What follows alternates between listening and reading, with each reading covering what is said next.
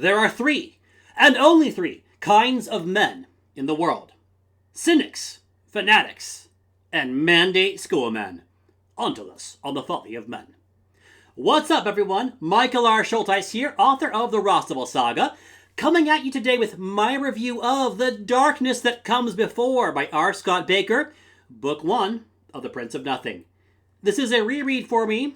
This is the start of my favorite series of books of all time by my favorite author of all time. So I'm very excited. I just finished reading this book again today, a few hours ago. It's fresh in my mind and I just can't wait to talk to you about it. So let's get started. If you are new here, we're going to do our usual thing. I'm going to summarize the book.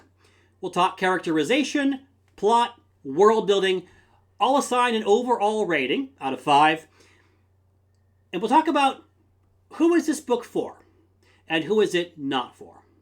So let's get started. Now, I always tend to summarize this one as fantasy version of the Crusades, plus magic, plus alien contact, plus a strong Dune vibe. It's also very dark and very, very philosophical. It's the story of a holy war and an interwoven cable of stories about attempts to control the holy war. And even that is inadequate because there's an older conflict that goes back to an ancient apocalypse that overtook this civilization, and there's some very creepy otherworldly stuff involved. If that sounds vague, well, it is, because this is a very, very complex story. As a reread, I think it was far easier for me than it was the first time around. I better appreciate and understand the many different aspects of this.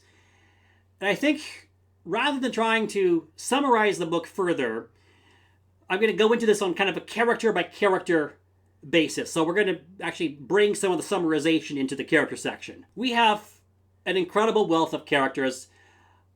I won't be able to really do justice to all of them. I want to talk about a few of them.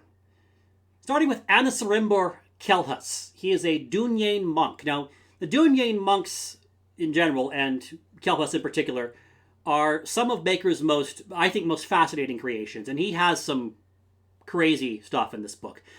So Kelhus has abilities that seem preternatural. He's very fast, he's quite powerful, and he's also very intelligent. He's very insightful. He can read faces. He can not just figure out, what your emotions are, he can figure out what your thoughts are.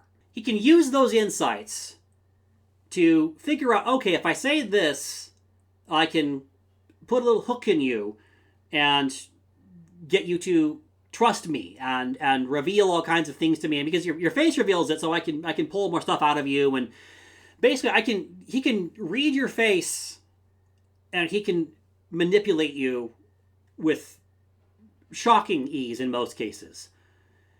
He's on a mission to kill his father.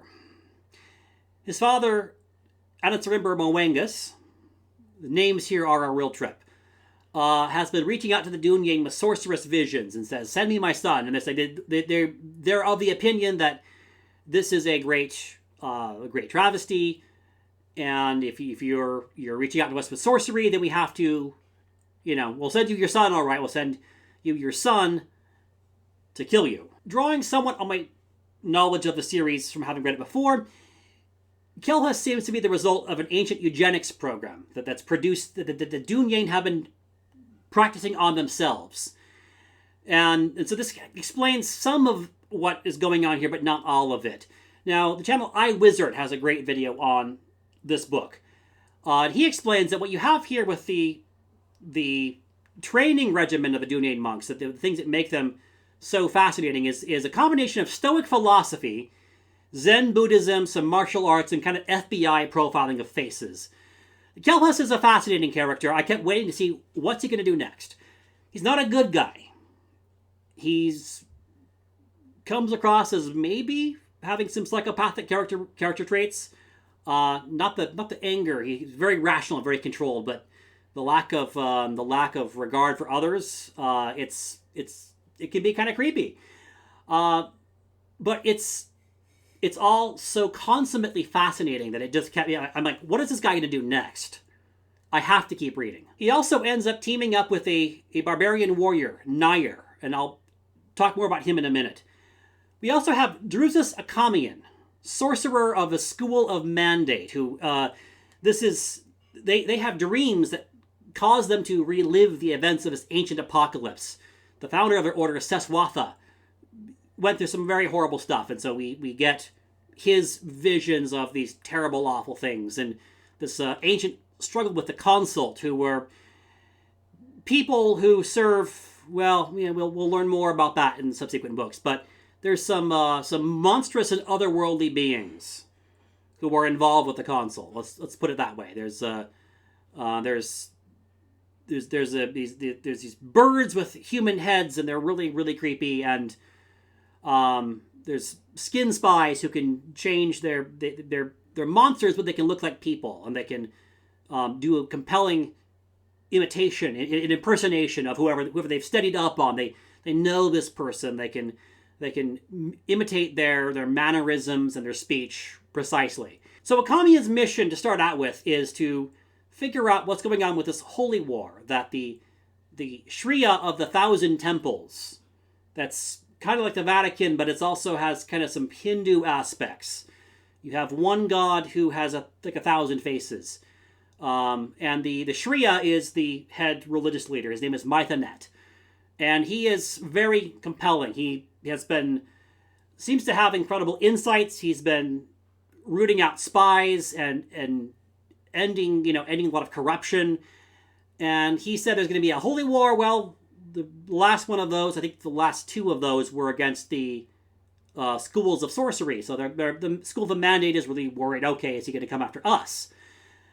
Akamian as a protagonist is fascinating. He's kind of a world-weary fellow, smart, insightful. On the other hand, he has a relationship with a prostitute, Esminette is her name, and it's sad and tragic and makes him look like a simp in some ways. I couldn't not root for him though, even if he is maybe a bit of a simp and maybe a bit of a nerd. But you know what? I found him so engaging, and the conflict for him of being on this mission, and the Mandate has been trying to find evidence of the consult still being around, and it's been hundreds of years since they've had anything, and so there's some questions in Akamian's own mind. Are we just justifying our existence, for no good reason? At least at first, that's how he thinks. That's how he thinks for a time. So Akamian was another character who I found compelling and conflicted, and there's some tragic aspects. That's a lot of Bakker's characters, some tragic aspects. We have Ikure Confus, Exalt General of the Nansur Empire. Totally not related to the Byzantine Empire. Wink, wink. Brilliant man, makes a study of war almost a Homeric quality to him, almost an Alexander the Great even quality to him in some ways. Very proud, very capable, kind of a natural aristocrat. He just stole the show every time he was on the page. Very compelling character. Always kind of wanted more of him. His uncle is Akurai Zarias III, the god emperor of Nansur, and he was kind of contemptible and yet interesting too. Kind of somebody who has gotten good at handling his own faux pas, his recovering from his own blunders, as it were.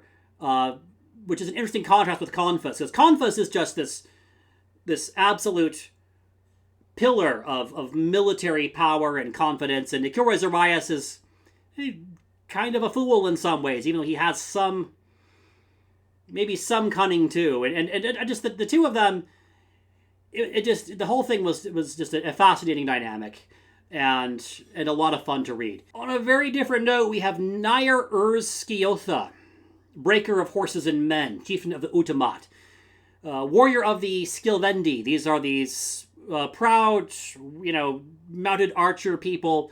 I get kind of a Scythian vibe, a Sarmatian vibe, a Kuman vibe.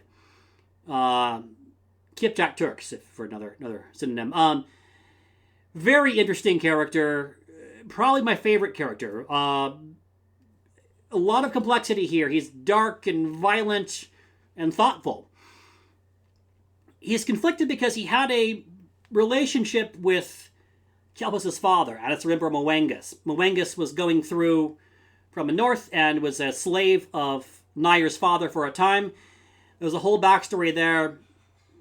Nair expressed concern for Moengus in a situation in which doing so showed emotion that the Skilvendi have a strong aversion to.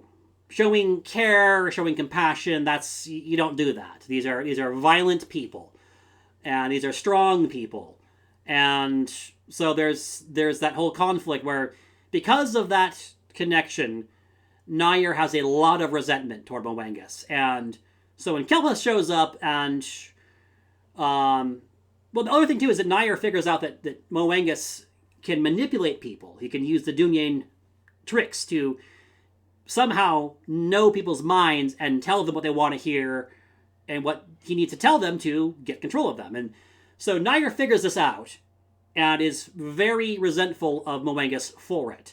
So when Kelpus shows up, on the one hand, Nair likes the idea of going and killing Moengus.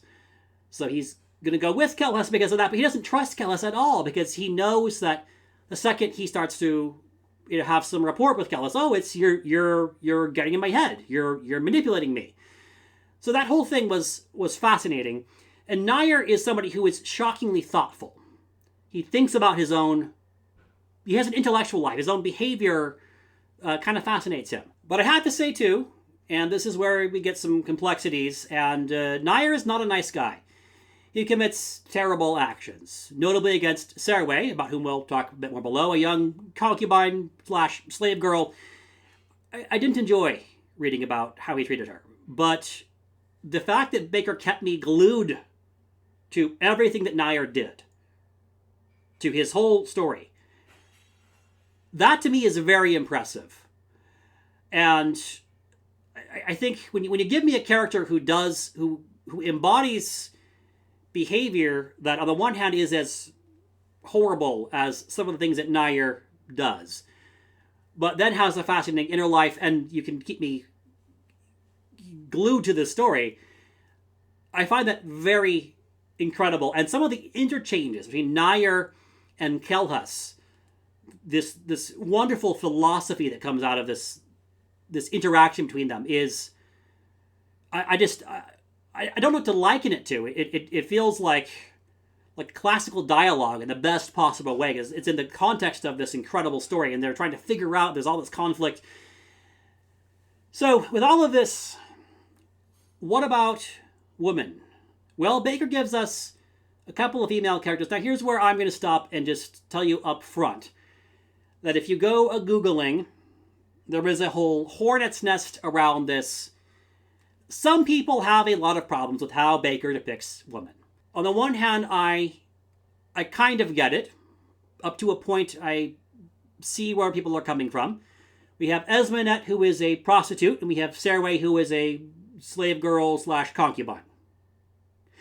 So yeah, it's a bit of an asymmetry there, and I understand that. But I will say, if you do go Googling and you go into the rabbit holes, what I see more of, and this is, your judgment may vary, your mileage may vary, but I think some people really want to be offended and really have an axe to grind.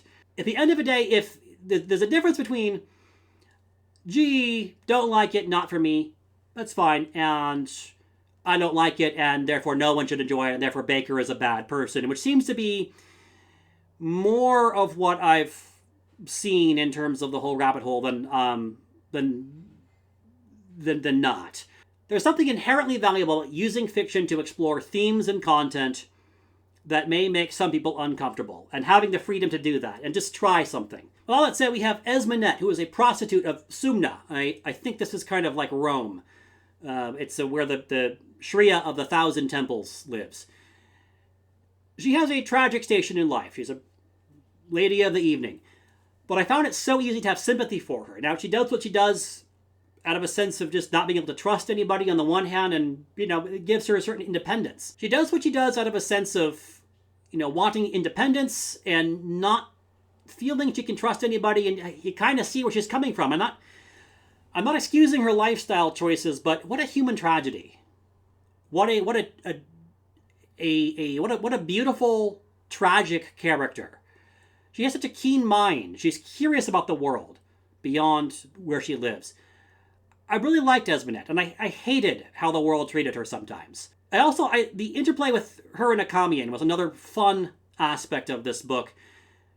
Tragic, but it was there were lighter moments, and it's not the paragon of a relationship, to put it mildly, but mandate schoolmen actually can't have wives, and they can't even have girlfriends, so there's no future for them, but they're drawn to each other, and you can't not want them to be happy, even though you get that that's just not the kind of story we're telling here. We have the other female point of view character in the story. We have Serway, a young slave girl concubine.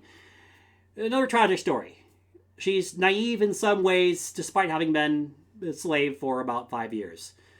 Falls for Kelhus, is abused by Nair. I didn't find this pleasant. I can understand reading this and going, this isn't pleasant to read, I don't want to read this. Me personally, I like to read stories that are not afraid to go there, that will give you something that's dark and that's off-putting, but will give you lots of reasons to keep going. Mileage may vary, your taste may vary, that's okay. I didn't like how the world treated Serway either. But I don't see this in any way as an indictment of Bakker's story or of even of this aspect of it. No, I think he told the story that he wanted to tell. He tells it masterfully.